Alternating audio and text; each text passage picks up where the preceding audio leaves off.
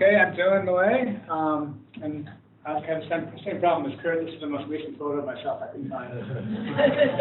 I'm a professor here in the Department of Atmospheric Chemistry. I guess I had the same joke as Brandy, 50% research, 50% teaching, and then 50% other stuff that is can take up a lot of time as well. I'm also co-director of the Land Atmospheric Science Grad Program, along with David Millet. I teach a few classes. I co-teach ESPM 1011, which is a freshman introduction to environmental science. It has about 120 or 130 students during fall and spring. I teach a graduate class, which is one of the core classes for our atmospheric science students in LAAS. And I also have taught an undergrad class on atmospheric composition. So I've been fortunate since I've been here to be able to work with a lot of really great people.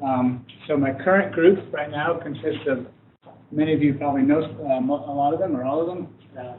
Postdoc Hari Sri is a PhD student in LAAS. Shin is also a PhD student. Zichong is a PhD student I co-advise with Tim. And then Kelly is a research associate. And then a number of folks have sort of, where are they now, have moved on to bigger and better, or at least different pastures.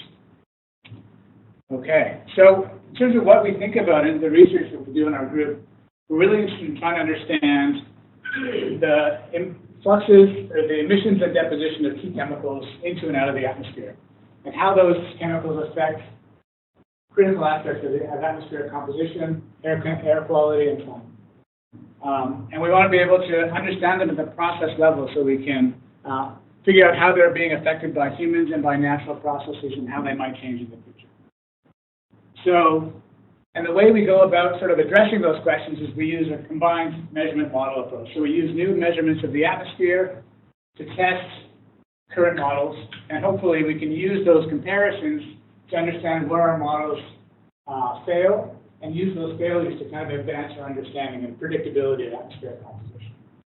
Okay, so that's all sort of very hand-wavy in general. I was going to go through a couple examples of current and recent projects just to give a sort of general sense of the types of projects we're working on.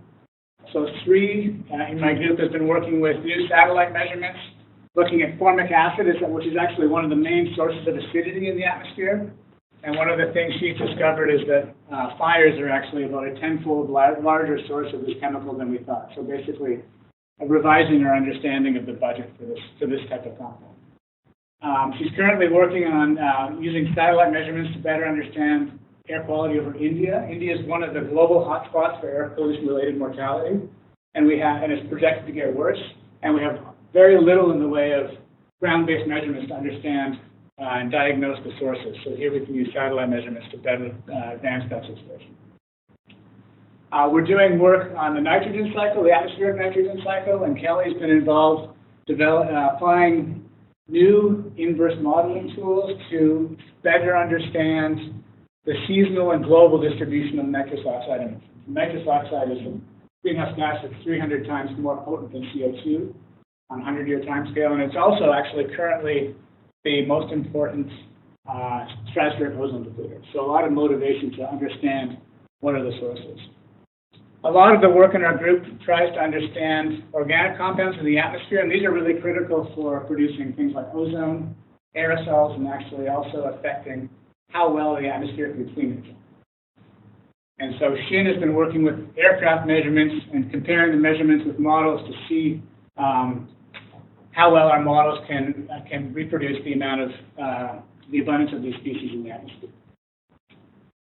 Our sort of exciting recent direction we're involved with is applying new mass spectrometric techniques to directly measure emissions and deposition of organic chemicals across the whole mass spectrum into and out of ecosystems. And so Hari and I were in Michigan this past summer with a multi-institution field study making measurements from this tower.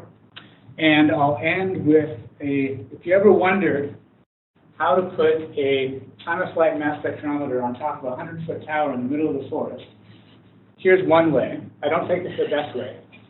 But if you can, if it'll play. You have to go. I have to go flip it over. Just push it up here. Here we go. Here we go. So this is so you can see up here, oh, there it goes, being hoisted up to the top of the tower. And the fella holding the rope right here is the PI for that instrument. He's absolutely terrified. It's going to plunge to the ground and destroy the instrument and maybe maim or kill people underneath. But that didn't happen.